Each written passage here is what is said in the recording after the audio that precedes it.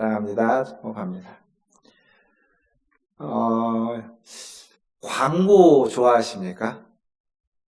광고를 좋아한다는 게 좀 그렇긴 한데, 요즘 저희 집 이제 텔레비전이 없어서 TV로 광고를 보지는 않는데, 그 TV가 없어도 텔레비전 방송을 다 볼 수는 있습니다. 다 보면, 그 방송 중간중간에, 요즘 PPL이라고 하죠? 중간중간에. 그리고 방송과 방송 사이에, 혹은 드라마 하나를 해도 요즘 중간에 광고가 들어가죠. 그럼 광고들이 굉장히 많은데, 그 광고들 속에서 보면, 예전하고 좀 달라지게 많이 나오는 광고가 게임 광고가 굉장히 많이 나옵니다. 온라인 게임 광고가 굉장히 많이 나오죠. 광고가 없으면 안 될 정도인 시대에 우리는 살아가고 있는 것 같습니다. 옛날 광고와 지금 광고의 차이가 뭔지 아십니까? 잘 모르시겠지만 옛날에는 광고하면 만약에 이 제품을 광고를 한다고 하면 이게 얼마나 물이 좋은 물이고 얼마나 맛이 좋고 건강에 이로운지 이런 것들을 광고했습니다. 그런데 지금은 그런 제품에 대한 설명과 제품에 대한 광고보다는 이 제품이 가지고 있는 이미지, 이 물은 아무나 마시는 물이 아니고 아주 예쁘고 아주 멋지고 이 물을 먹으면 아름다워진다라고 하는 물에 대한 제품보다는 물이 가지고 있는 이 제품의 이미지를 광고하고 또 사람의 기호를 통해서 공략을 합니다. 그러니까 광고의 흐름이 굉장히 많이 바뀌어져 있습니다. 이런 광고에 등장하는 어떤 광고의 키워드 같은 코드 같은 것 중에 가장 중요한 게 있다면 섹시 코드입니다. 섹시 코드. 그래서 라면 하나를 먹어도 예쁘고 잘생긴 사람이 먹으면 그 라면이 괜히 맛있어 보이고 변비약을 광고하는데 S라인을 강조합니다. 이게 광고에서 많이 보여지는 모습들입니다.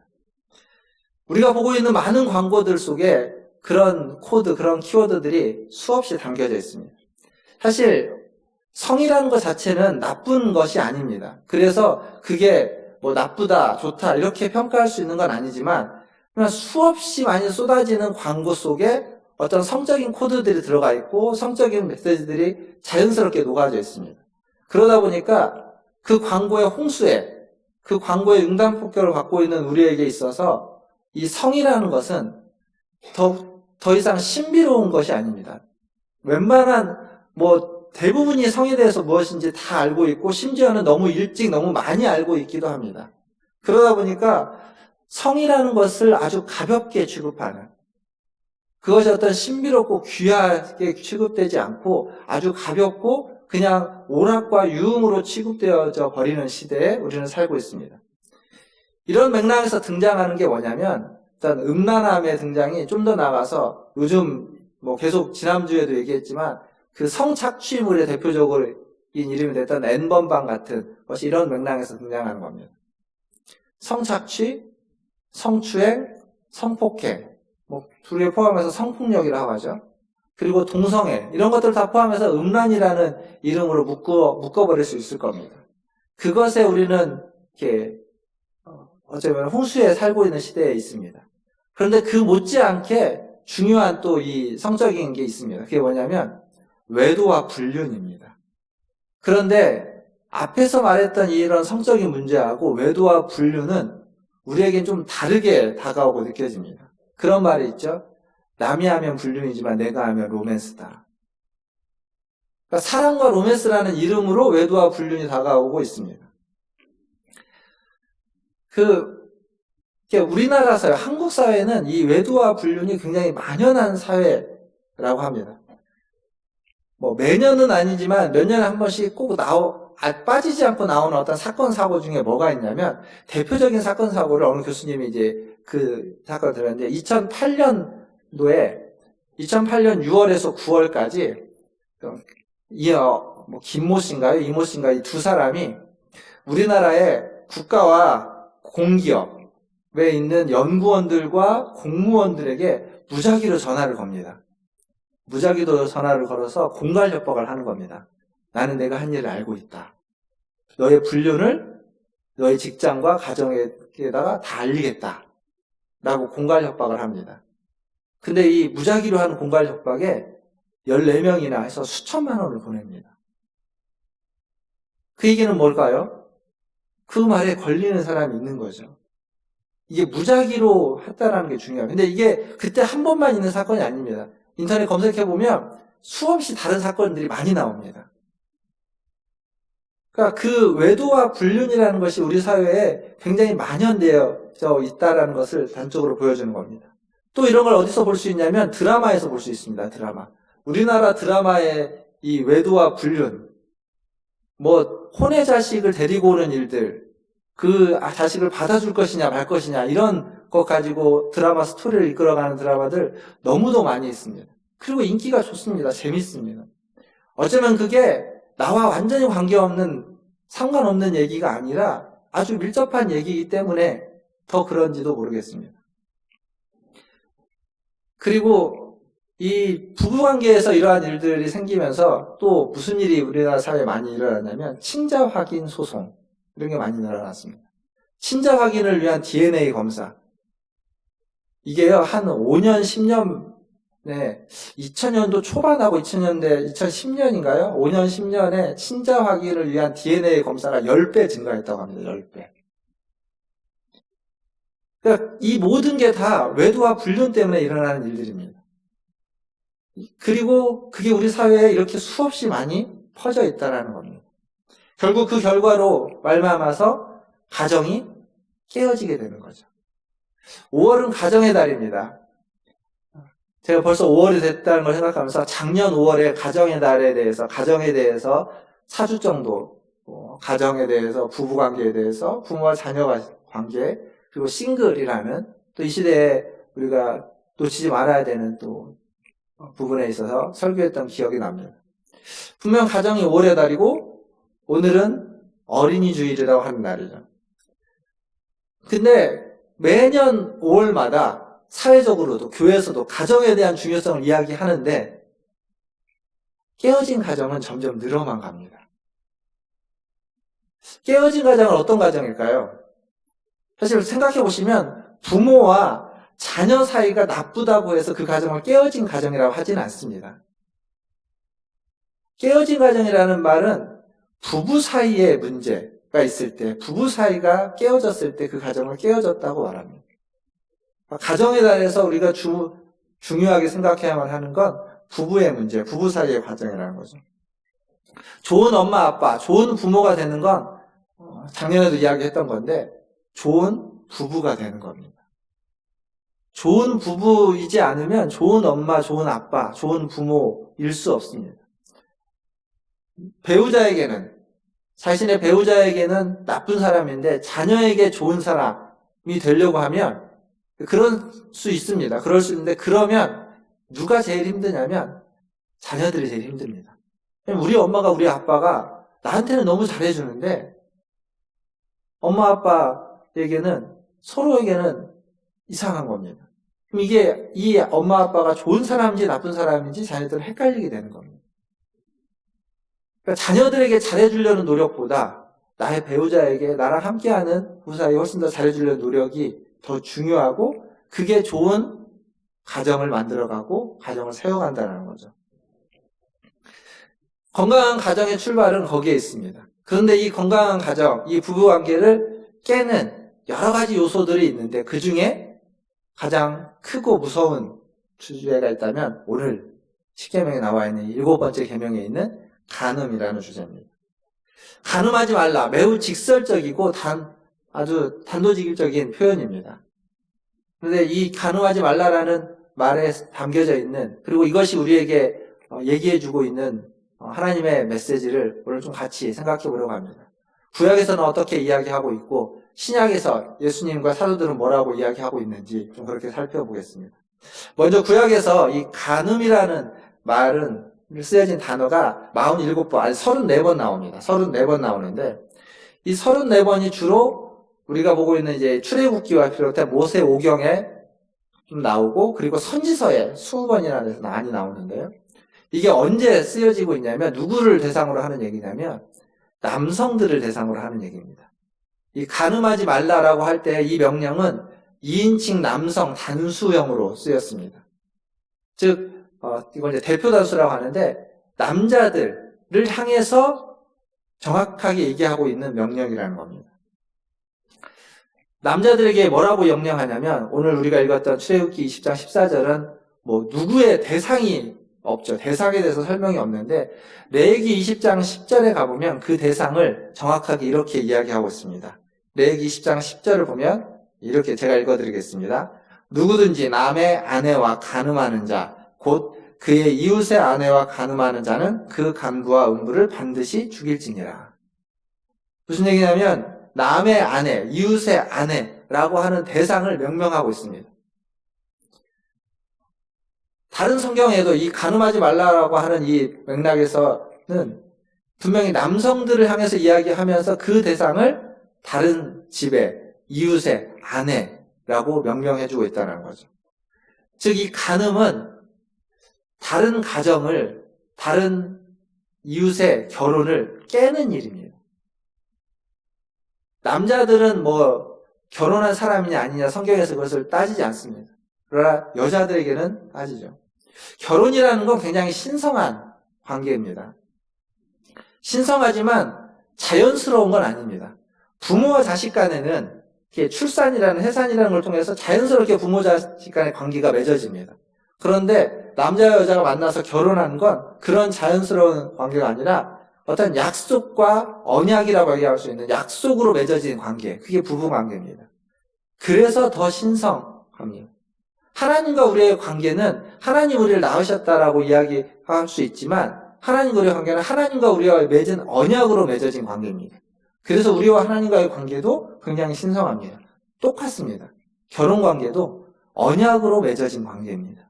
그런 의미에서 굉장히 신성한데 이 언약이 깨어지면 이 언약을 깨는 행동은 결국 그 신성함을 깨는 행동이 되는 겁니다. 간음은 바로 그 언약을 깨는 행동인 것이고 그래서 그 신성함을 깨어버리는 것, 그게 간음이 되는 거죠. 결혼식 할 때 서약이라는 걸 하죠. 그럼 그 서약에 꼭 들어가는 문구가 하나 있습니다. 죽음이 우리를 갈라놓을 때까지, 죽음이 두 사람을 갈라놓을 때까지, 혹은 검은 머리가 팥불이 되도록 남편은 아내를 향해서 정절을 지키고 의무를 다할 것을 서약하십니까? 이렇게 물어보죠. 이 죽음이 갈라놓을 때까지라고 하는 이 표현은 결혼이라는 것이 사랑보다 더 크다라는 것을 말해주는 겁니다. 사랑은요, 변할 수 있습니다. 바뀔 수 있습니다. 그러나 결혼은 죽음 이외에는 변하고 바뀌지 않겠다라고 하는 약속입니다. 상호 간의 약속이에요. 사랑보다 훨씬 더 크고 사랑보다 훨씬 더 강력하게 우리가 약속하고 있고 맹세하는 것이 결혼의 맹세고 결혼의 서약입니다. 간음은 바로 그것을 무시해버리고 그것을 깨는 것이고 그것을 통해서 한 가정의 어떤 그 언약과 약속을 파기해버리는, 그것을 망쳐버리는 일이 간음이 되는 거죠. 그래서 이 결혼의 신성함을 깨는 것이기 때문에 성경에서의, 구약에서의 이 간음은 단순히 사람에 대한 죄로서만 이야기되지 않고 하나님에 대한 죄로서도 이야기되어지고 있습니다. 창세기 39장에 가면 요셉 이야기 중에 요셉이 보디발의 집에 있을 때 보디발의 아내 이야기가 나옵니다. 보디발의 아내가 요셉의 아름다움을 보고 요셉을 유혹하죠. 그래서 함께 동침하자고 유혹할 때 그때 요셉이 그걸 뿌리치면서 이렇게 얘기합니다. 창세기 39장 8절과 9절에 보면 요셉이 뭐라고 말하냐면 요셉이 거절하며 자기 주인의 아내에게 이르되 내 주인이 집안의 모든 소유를 간섭하지 아니하고 다 내 손에 위탁하였으니 이 집에는 나보다 큰 이가 없으며 주인이 아무것도 내게 금하지 아니하였어도 금한 것은 당신뿐이니 당신은 그의 아내임이라. 그런즉 내가 어찌 이 큰 악을 행하여 하나님께 죄를 지으리까. 이것은 내 주인에게 죄를 짓는 것이기도 하지만 이 일은 하나님께 죄를 짓는 것이라는 겁니다. 결혼의 신성함을 주신 그 신성함을 깨는 일이기 때문에 그렇습니다. 남의 아내, 주인의 아내와 동참하는 것은 하나님 앞에서 큰 죄라고 이야기하면서 간음의 문제는 그냥 이웃과의 관계에서의 죄가 아니라 하나님과의 관계에서 하나님과 나 사이의 문제다라는 것을 말해주고 있습니다. 누누이 말씀드렸지만 성경에서 이야기하고 있는 사랑하라는 것, 사람을 사랑하라는 것, 서로 사랑하라라고 하는 이 명령은 하나님을 사랑하라라는 명령과 동떨어진 명령이 아닙니다. 두 개는 나눠서 생각할 수 없습니다. 두 개는 아주 밀접하고 함께 생각해야만 하는 명령이라는 거죠. 결혼의 신성함을 더럽히고 깨는 이 간음에 대한 처벌 규정은 그래서 굉장히 무섭습니다. 엄격합니다. 아까 앞에서 읽어드렸던 레위기 20장 10절에서도 사형에 처하라고 죽이라고 명령하고 있고, 다른 구약 성경에서는 간음에 대한 벌은 사형으로서 명령하고 있습니다. 왜 그럴까요? 지난주에 살인하지 말라라는 계명을 이야기하면서 살인하는 것은 육체적인 살인도 당연히 있지만 그의 마음을 죽이는 것, 영혼을 죽이는 것도, 그의 삶의 가능성을 죽이는 것도 살인이라고 말씀드렸습니다. 근데 그 모든 살인에 대해서 하나님은 엄격하게 살인한 자는 또 죽음으로써 그 대가를 치러야 된다고 이야기하는 것과 똑같이 간음이라고 하는 것은 결혼을 깨는 것이면서 동시에 그 상대에 대한 그 인생을 죽이는 것이기 때문에, 그의 삶의 가능성을 죽이는 거기 때문에 그것도 사형으로서 지금 얘기하고 있습니다. 결혼의 신성함을 깬 남자에게 사형을 언도합니다. 여자에게는 그 경우에 따라서 좀 다른 적용을 합니다. 그러나 여자도 결혼의 신성함을 깬 것에 동의했다면 남자와 똑같이 사형에 해당한다고 성경은 이야기하고 있습니다. 결국 이 십계명의 7번째 계명, 간음하지 말라고 하는 7번째 계명은 무엇을 위한 계명이냐면 가정을 지키고 가정을 보호하기 위한 계명입니다. 그런데 1차적으로 누구의 가정이냐면 나의 가정이 아닌 남의 가정, 다른 사람의, 상대방의 가정을 지키기 위한 명령입니다. 그게 1차적입니다. 물론 간음하지 않음으로써 당연히 나의 가정도 지켜지게 되는 거죠. 즉 하나님이 결혼의 신성함으로 만들고 세운 가정이라는 공동체를 지키기 위해서, 그것을 지켜내기 위해서 7번째 계명을 간음하지 말라는 계명을 준 겁니다. 6번째 계명 살인하지 말라가 이웃에 대한 생명을 보호하기 위한 계명이라면 7번째 간음하지 말라는 이웃의 가정을 지키기 위한 계명이다 라는 사실을 먼저 기억하시길 바라겠습니다. 그렇다면 이 계명은 신약에서 어떻게 이해되고 얘기되고 있을까요? 신약 시대를 포함한 고대 사회라고 이야기할 수 있는, 우리나라의 고대 사회를 포함한 모든 고대 사회에서는 남자의 간음은, 남자의 어떤 성적인 일탈은 간음죄로서 처벌하지 않았습니다. 그런 죄를 처벌하지 않았습니다. 성경에도 보면 이 간음하지 말라라는 계명이 있는데, 이 계명을 유대인들은 어떻게 적용을 하냐면, 다른 사람에 대해서 마음이 있고 무엇인가를 행하기 위해서 나에게 아내가 있으면 그 아내에게 이혼 증서를 써줍니다. 그리고 다른 사람에게 가는 것이 그냥 구약 성경에 있는 내용을 그들이 적용하는 방식입니다. 그리고 이 법은 어디에만 적용하냐면 오로지 여자가 이 간음의 문제를 일으켰을 때 여인에게만 적용했습니다. 그래서 분명히 말했지만 앞에서도 간음하지 말라는 남성들에게 하는 명령이었는데 이 명령을 여성들에게만 적용하는 식으로 적용했습니다. 그 말은 실제로 유대인들에게서 이 7번째 계명은 죽은 계명입니다. 사문화된 계명, 법조항에 지나지 않았습니다. 이것을 예수님이 살려냅니다. 신약에 보면 예수님이 마태복음 5장 27절과 28절에서 죽어있는 이 계명을 살려냅니다. 어떻게 살려내냐면 제가 읽어드리겠습니다. 마태복음 5장 27절과 28절. 또 간음하지 말라 하였다는 것을 너희가 들었으나 나는 너에게 이르노니 음욕을 품고 여자를 보는 자마다 마음에 이미 간음하였느니라. 예수님이 살려낸 이 법은 사실 구약에서 얘기하고 있는 법보다 훨씬 더 엄격하고 훨씬 더 강력합니다. 구약에서는 분명히 간음이라는 행위에 대해서 이야기하고 있는데 예수님은 간음이라는 행위보다 행위를 포함해서 그의 마음까지, 음욕을 품는 마음까지도 간음한 것이다라고 해서 더 엄하게, 더 강력하게 살려냅니다. 그 요한복음 8장에 보면 간음하다 잡혀온 여인이 있죠. 간음하는 현장에서 그 여인을 잡아옵니다. 그런데 그 이야기 속에 등장하지 않는 한 인물이 있습니다. 간음을 혼자 할 수 없습니다. 간음이라는 거 분명히 대상이 있는 겁니다. 남자가 있습니다. 근데 그 남자는 그 이야기 속에서 등장하지 않습니다. 전혀 언급도 없습니다. 지금 그게 이 시대를 반영해주고 있는 겁니다. 이 계명을 간음하다가 잡힌 율법에는 간음하지 말라고 했고 간음한 자는 돌로 쳐 죽이라고 되어 있기 때문에 그걸 죽여야 됩니까 말아야 됩니까 라고 하면서 예수님을 시험하러 오는데 정작 성경에서 이야기하고 있는 1차적인 대상자인 남자는 빠져 있습니다. 그 율법이 당대 여인에게만 적용되고 있다는 것을 잘 보여주는 이야기입니다. 근데 마태복음의 예수님은 그것을 여인에게만 적용하지 않고 남자들에게 적용하면서 동시에 행위만이 아닌 마음까지도 이야기하고 있습니다.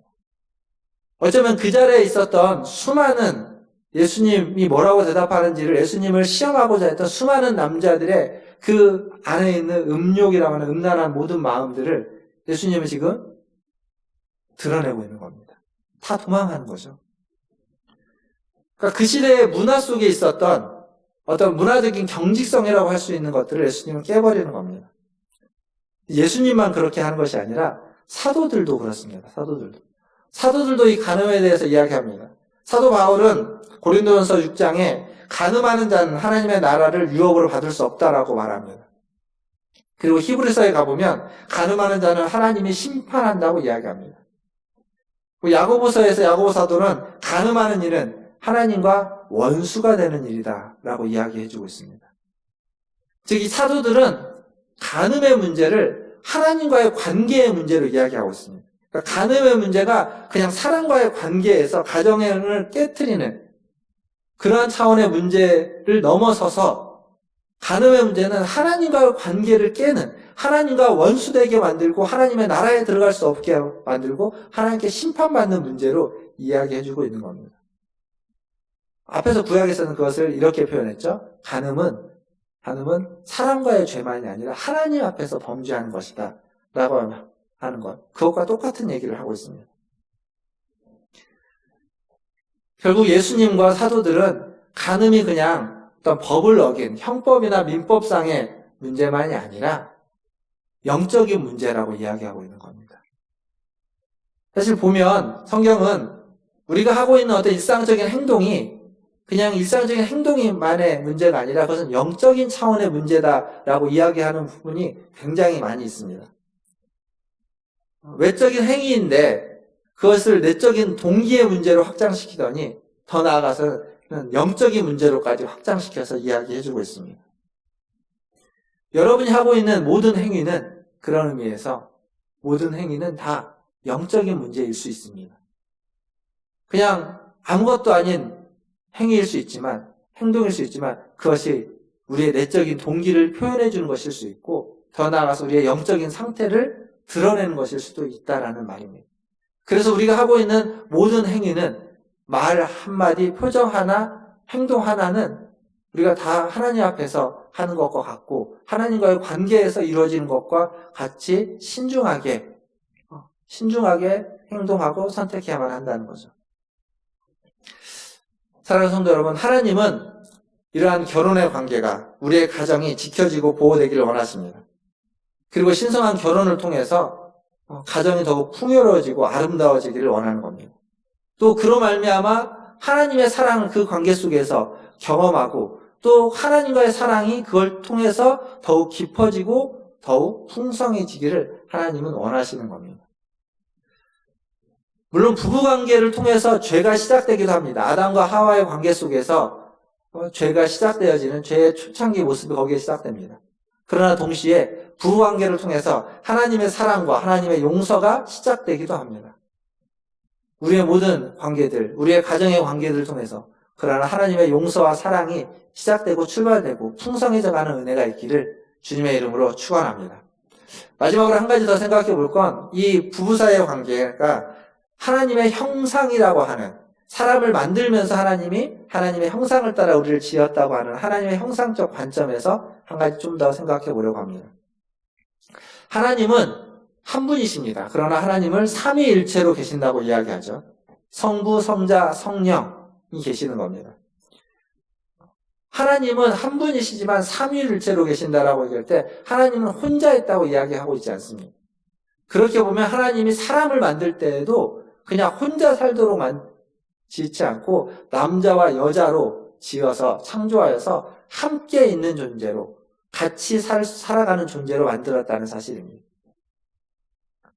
다르게 보면은 그것을 보통 우리는 사회적 존재다. 사람은 혼자 사는 존재가 아니라 함께 사는 존재, 사회적 존재다라고 이야기를 하죠.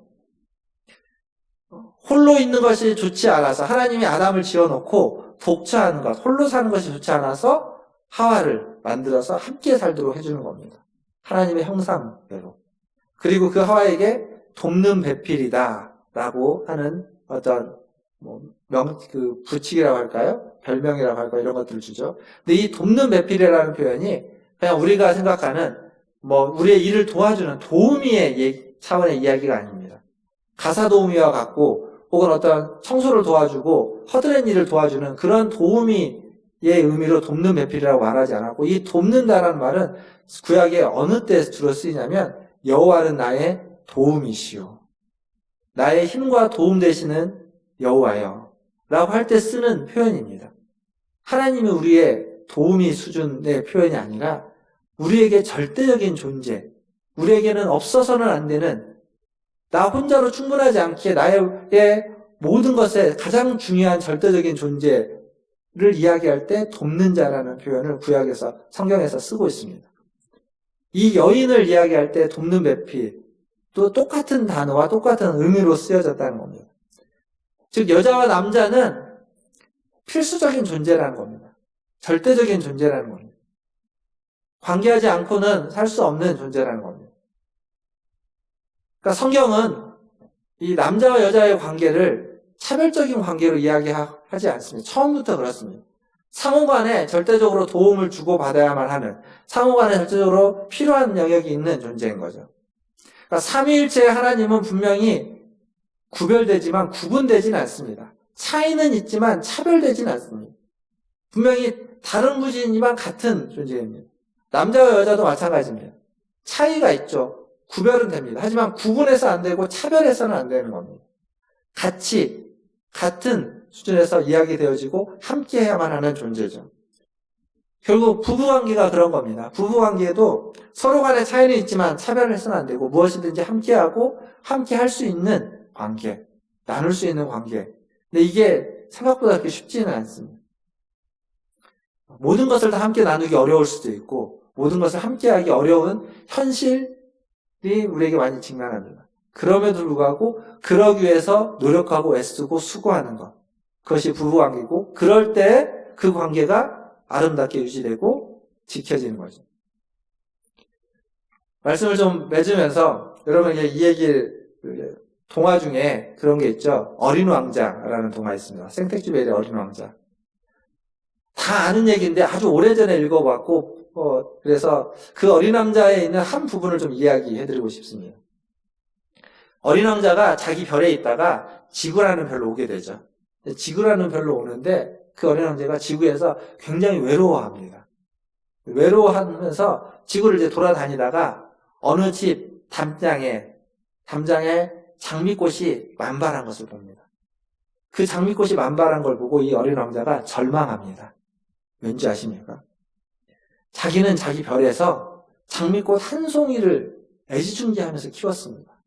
그 한 송이를 정말 잘 키우기 위해서 노력과 시간을 들이면서 애지중지했는데 그 담장에 장미꽃이 만발한 겁니다.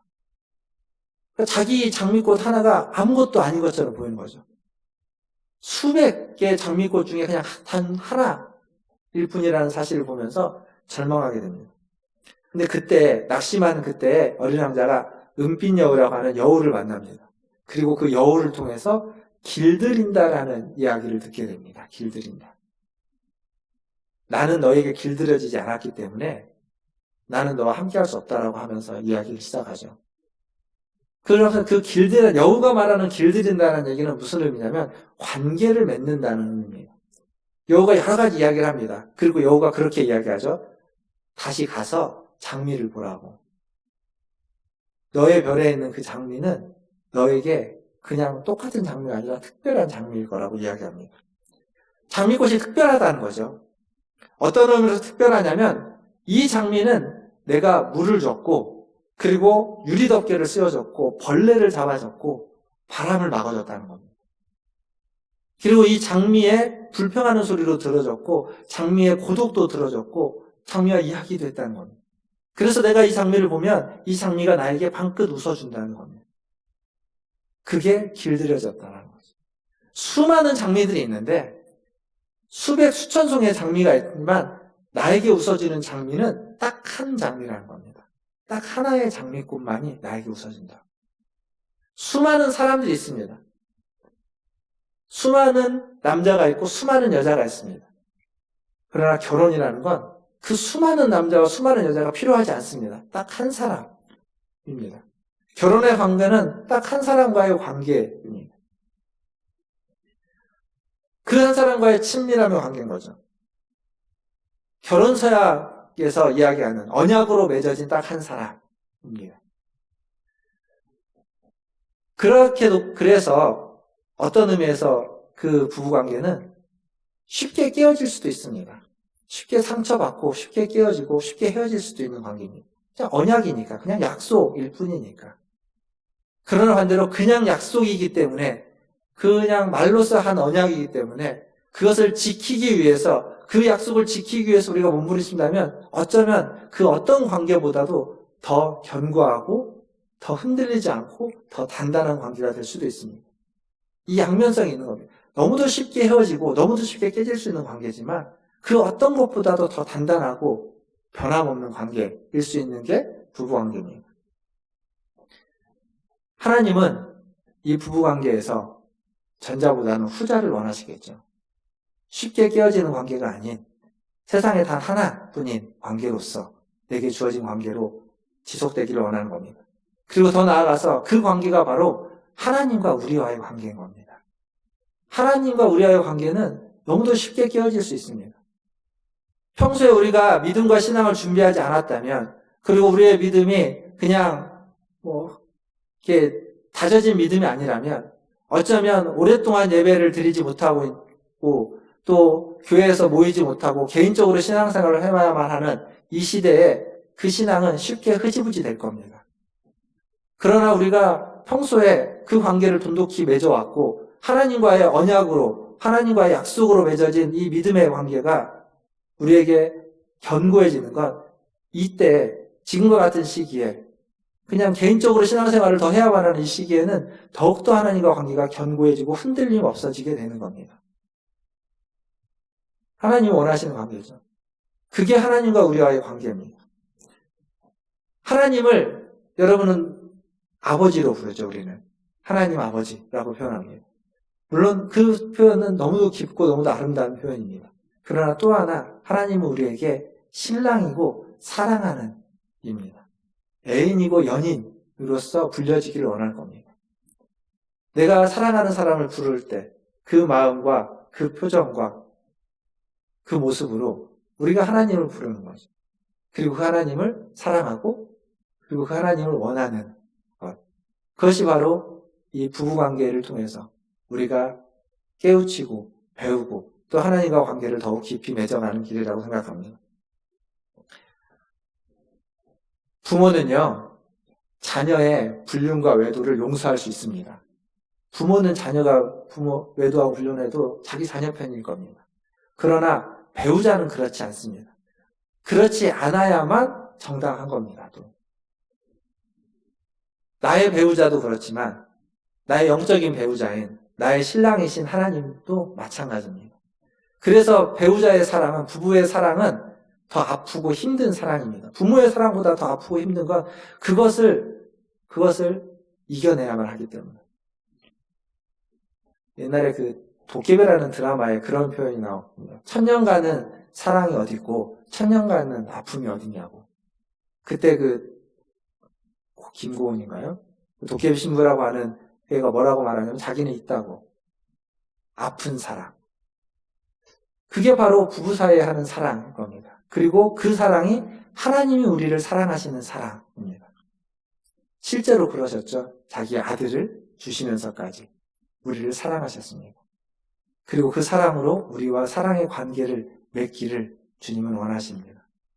오늘도 이 주일, 주임제에 나와서 예배하시는 우리 모든 성도님들에게 그 하나님과의 관계가 더욱 사랑의 관계로 더욱 깊어지시고, 간음하지 말라고 하는 이 명령이 우리의 가정을 지키고 다른 사람의 가정을 지키는, 부부 사이의 관계를 지키는 명령일 뿐만 아니라 하나님과의 관계, 하나님과의 친밀함의 관계를 지켜가는 명령으로 우리에게 주어지고, 그 명령에 순종하시는 저와 여러분 다 되시기를 주님의 이름으로 축원합니다.